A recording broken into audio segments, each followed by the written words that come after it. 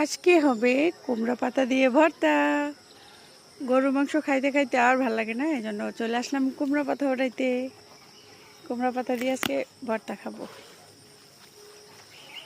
আমাদের নিজেদের কুমড়া গাছ, আমার শাশুড়ির হাতের লাগানো আর কি। এই যে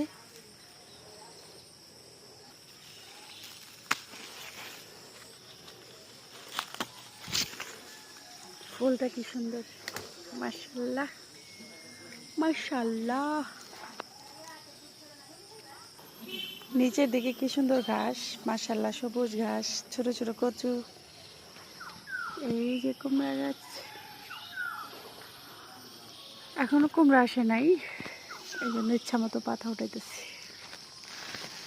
আগে উঠাইছে অনেকগুলা।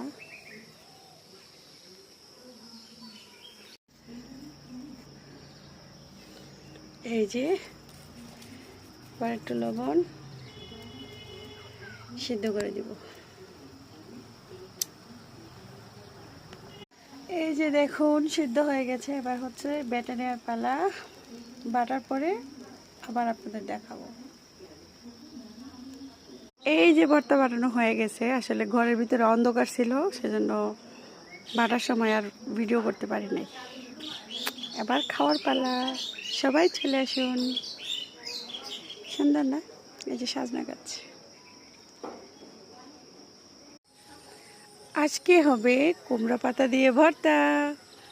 গরুর মাংস খাইতে খাইতে আর ভালো লাগে না, এই জন্য চলে আসলাম কুমড়া পাতা ওঠাইতে। কুমড়া পাতা দিয়ে আজকে ভর্তা খাবো। আমাদের নিজেদের কুমড়া গাছ, আমার শাশুড়ির হাতের লাগানো আর কি। এই যে